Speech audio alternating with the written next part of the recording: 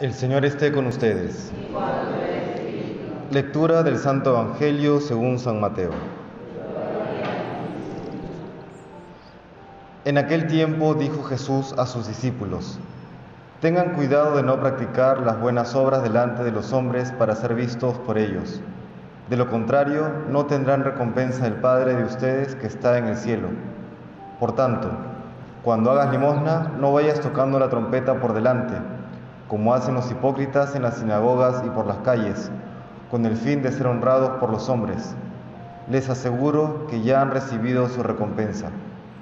Tú, en cambio, cuando hagas limosna, que no sepa tu mano izquierda lo que hace tu derecha. Así tu limosna quedará en secreto, y tu Padre, que ve en lo secreto, te recompensará.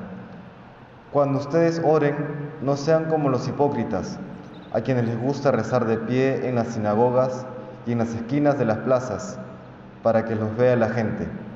Les aseguro que ya han recibido su recompensa.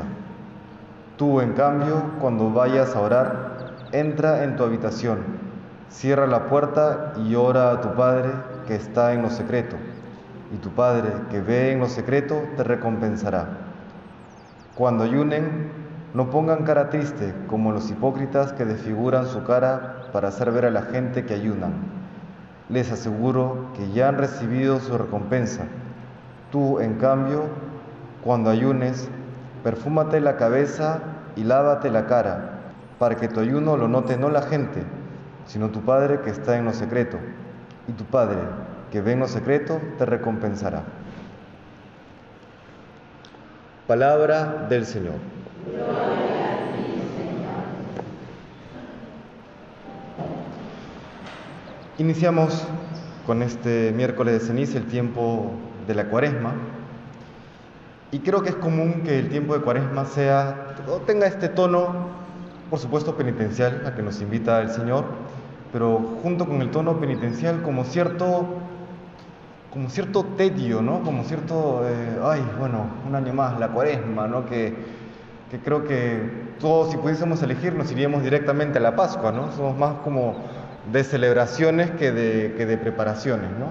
El tiempo de Cuaresma, pues, es estos 40 días en el que nos preparamos de forma esperanzada para participar de la pasión, muerte y resurrección del Señor, ¿no? Es un anticipo litúrgico de nuestra llegada al cielo, por la gracia de Dios.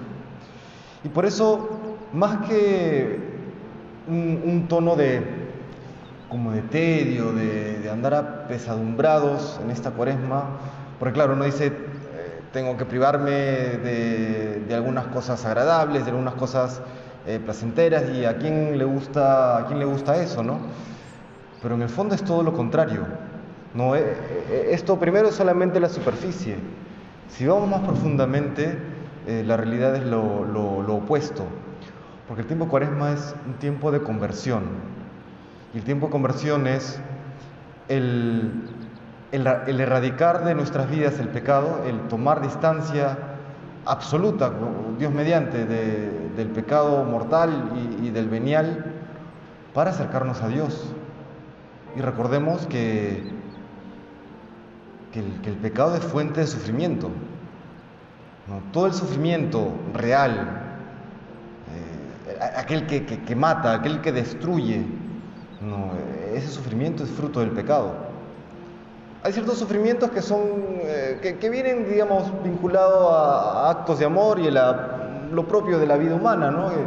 Por ejemplo, los dolores de parto, o cuando hay la separación de un ser querido, ¿no? Son dolores que uno experimenta en la vida, pero el sufrimiento real es aquel que destruye. Y ese sufrimiento destructivo es consecuencia del pecado. Y es de ese pecado y de ese sufrimiento que el tiempo de Cuaresma nos ayuda a prepararnos, ¿no? A través de las tres prácticas que el mismo Jesús en este Evangelio ha hecho destacar: el ayuno, la oración y la limosna. El ayuno, que nos ayuda a tener a raya nuestras pasiones, nuestros apetitos desordenados, ¿no? Que no nos ganen, nos ayuda ahí a tener un mayor autodominio. La limosna en la misma línea, pero que también tiene el componente de la práctica de la caridad, de salir al encuentro del prójimo. Y la oración, por supuesto, que nos lleva a amar a Dios, y también le suplicamos al Señor que nos dé aquellas gracias que necesitamos para poder cumplir aquellos propósitos que nos tracemos para alcanzar un mayor amor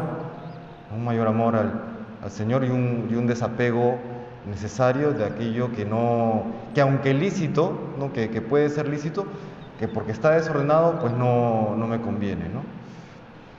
Quería compartir también un texto del cardenal Newman, del beato John Henry Newman, en algunas de sus cuaresmas, que él se hace este propósito y quisiera que lo hagamos también nuestro, ¿no? que es muy potente lo que él propone y que porque lo lleva a cabo alcanza pues luego la santidad, ¿no? Él dice: de una vez y para siempre, ante los hombres y los ángeles, proclamo que el pecado no volverá a adueñarse de mí. En esta cuaresma me entrego a Dios para siempre. La salvación de mi alma será mi prioridad, mi primordial empeño. Con la ayuda de su gracia, crearé en mí un odio y pesar profundo por mis pecados pasados. Me empeñaré en detestar el pecado tanto como antes lo amé. En las manos de Dios me pongo, y no a medias, sino sin reservas. Y le dice a Dios: y te prometo, Señor, con la ayuda de tu gracia, huir de las tentaciones, evitar toda ocasión de pecado, escapar enseguida de la voz del maligno, ser constante en la oración y morir al pecado para que tú no hayas muerto en vano en la cruz por mí. Este es uno de los propósitos que se plantea el beato John Henry Newman, este rechazo absoluto del pecado y entrar en una vida de oración constante, firme, profunda, donde él y todos nosotros aprendemos a amar a Dios, que es finalmente el propósito de toda conversión, ¿no? Dejar el pecado y amar de una mejor manera a Dios nuestro Padre. Que el Señor pues bendiga y acompañe cada uno de nuestros propósitos en esta cuaresma.